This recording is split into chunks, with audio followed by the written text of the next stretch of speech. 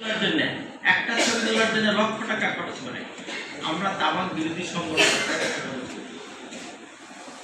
আমাদের তো পয়সা নেই। কাজে তামাক থেকে নিয়ন্ত্রণের জন্য আমাদের যে উদ্যোগ, এটা হলো জনসমর্থন। মানবিক এবং সামাজিকভাবে আমরা জনসমর্থনের কথা বলি। আমাদের আর এর চেয়ে বড় শক্তি আর নাই, আপনারা নেন শক্তি। কিন্তু তামাক কোম্পানির সমস্ত তাদের অন্য শক্তি অনেক বেশি শক্তিশালী। অর্থ আছে, প্রচারণা আছে, সুন্দর উপরোপণ আছে, সুন্দর মালবাহী আছে, তারা দৃশ্য স্থাপন করতে পারে। যার কারণে প্রলোভনটা হয় কোথায়, যে ছোটদেরকে ধরা হয়। ই সিগারেট হলো টোটালি তামাক কোম্পানির তার বাজার নিয়ন্ত্রণের জন্য একটা। আমি বলতে চাই যে মাদকের কথা বললাম, আমরা মাদকের কথা বলবো না, তবে মাদকের স্টার্টার কিন্তু তামাক।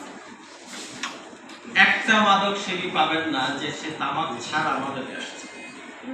কাজেই তামাক যদি আমি নিয়ন্ত্রণ করতে পারি, তাহলে অটোমেটিক্যালি সেটা নিয়ন্ত্রণ করতে পারি। সেই জায়গায় আমাদের কথা না।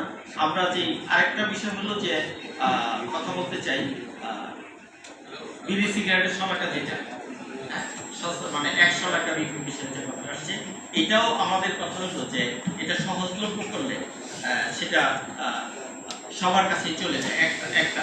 কিন্তু আমি যদি আমার কথা আমি বাসায় আমার ছেলে মেয়ে জানে যে আমি ধূমপান করি না, তাই না? কিন্তু আমার বন্ধু বান্ধবের পাল্লায় পড়ে আমি একটু মনে হলো যে খাই, ঠিক আছে না? এখন আমি যদি একটা প্যাকেট পকেটে করে 1 প্যাকেট কিনতে বাধ্য করা হয়, তাহলে আমি 1 প্যাকেট কেনার পরে এইটা আনবো খাই। আপনারা কেউ করেছেন কিনা যে মানে কোনো গোপন জিনিস ব্যাগে রাখার পরে, পকেটে রাখার পরে বাসায় যাওয়া কি অস্থিরতা তৈরি হয়? খেয়াল করেছেন কখনো?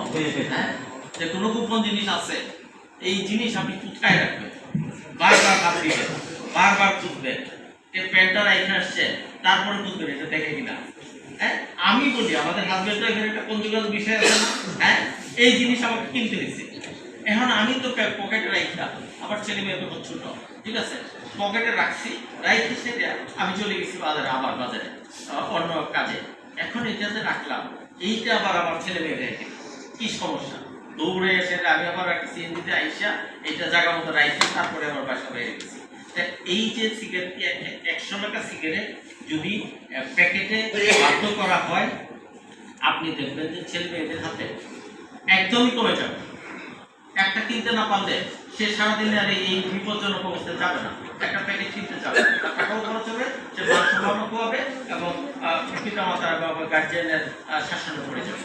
কাজে এই জায়গাটায় আমাদের হলো চেষ্টা হলো যে বিড়ি সিগারেটে 100 টাকা বিক্রি বন্ধ করা হোক এবং খোলা দোয়াবিহীন তামাক পণ্য এগুলো তো সবই বন্ধ করার জন্য আমাদের